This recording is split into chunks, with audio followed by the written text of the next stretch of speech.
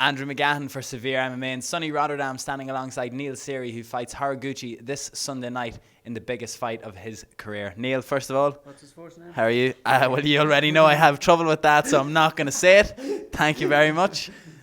How's it going to go? Probably easily the biggest fight of your career. The one that people are saying you're the sacrificial lamb. It's a bad matchup, but somehow there's some hope within the Irish MMA community. It's like people are sleeping on you. I think they're going to be proved wrong on Sunday. Yeah, I hope so. People always sleep on me, no matter what fight I go into, you know. People are saying you're too old, you're too ugly, you're too small. They're probably all right. But I always pull off big wins, surprised wins, you know. So I'm always in a fight. I'm dangerous. Everybody knows that. So don't write me off. On paper, it's a bad matchup. Everybody knows that. But, you know, I'm confident going into it. When we were talking about this a couple of weeks ago when the fight was announced, we were saying speed was going to be a huge thing, but you were confident that you had the guys in the gym to be able to mimic his style, in particular Hughie O'Rourke. How was that going? Because now the training's all finished, obviously. I just wanted to know how it went. Yeah, it went really well, you know.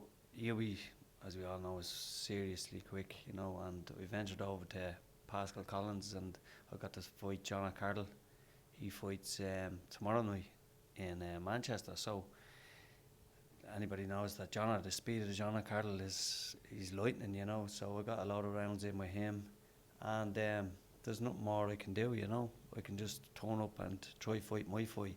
If I fight his fight and let him do what he wants, I come out a loser 9 out of 10 times, you know, so, or 10 out of 10 times, so I have to obviously make it a dirty fight. I have to just bite down the gum shield and go after him, you know, try put him on the back foot, try cut the ring off and try finish him. So this isn't going to be the Neil Seery of before. Maybe when he was put on his back, we were thinking, okay, he's okay here. He's going to be able to strike off his back, go for submission attempts. We're going to see the dirty boxing side on Neil Seery. Maybe even push them up against the cage, take down if needs be in order to win the round.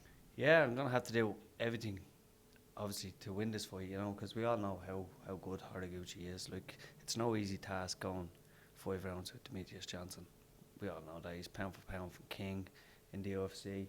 So it's a tough fight, but we all get into this sport to fight the top guys. He's the top guy in the division, and that's what I'm here to do. Looking back in your career from this point, did it ever come to you think, like, this guy is ranked one of the top 5 flyweights in the world, for a man who's had to fight outside of his weight division for a lot of his career, and maybe we'll regret the chance that your career didn't kick off a little bit a few years later on? Is this... It's the biggest fight of your career, but do you see it getting bigger from here on? A win like this obviously sets up an even bigger fight. Or is this fight special to you because it's the first big one that's the defining moment of your career almost? No, it's not.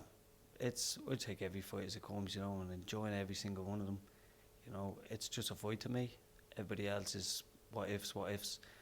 If it be Haraguchi, I have to go in there and perform first. You know what I mean? All that is pushed underneath the table. You might as well fuck it in the river there if I don't go in and be Haraguchi or even perform, you know. So I have to go in and obviously perform on tonight. I've said it to you a number of times before that my pay is not being able to perform.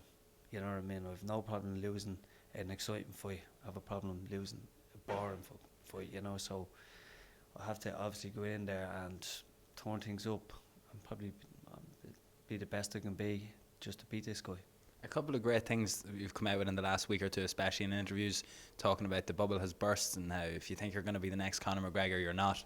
You may give up now. Like, I'm sure there's amateurs in your gym alone that didn't really like hearing that. But speaking with such blunt honesty and such brutality, do you think that these kids need to do, like, you are the epitome of someone who's got there through hard work and graft throughout his whole career while being able to juggle a job, a family, all of these other commitments, and still you're at the top? Do you think it's not just having nothing to do and I want to be the best that gets people there? There are other ways to achieve that and to get to the highest levels.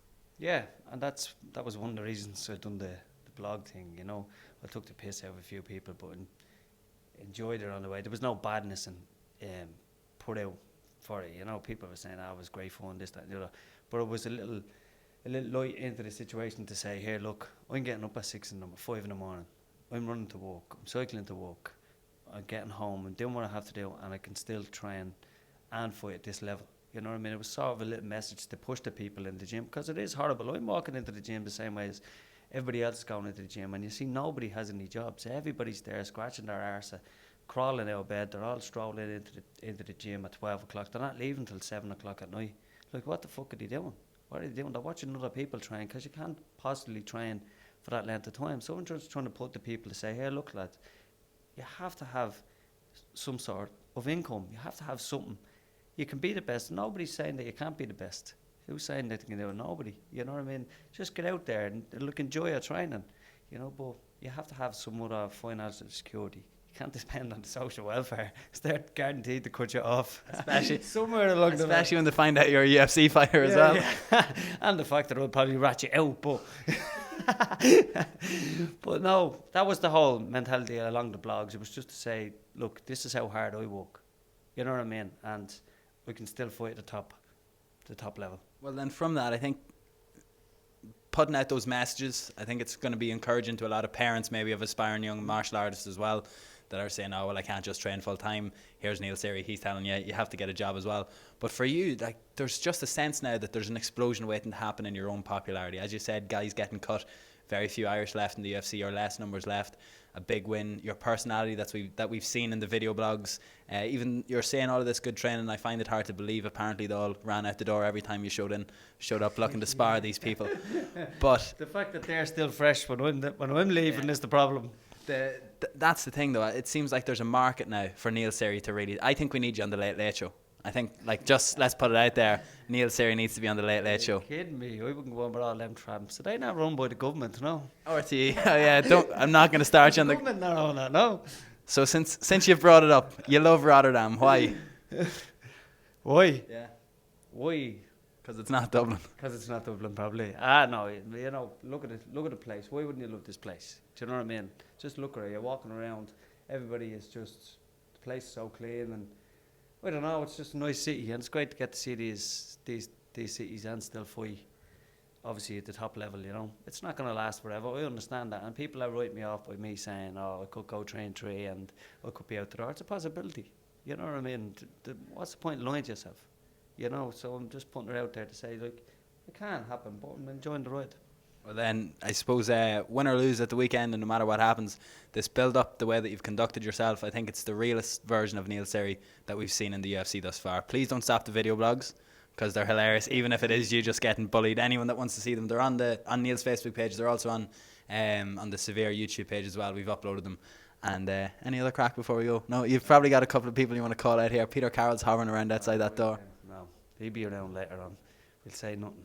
We'll wait after the result, lads. Yeah, perfect. Thank you very much. Thanks. See you soon.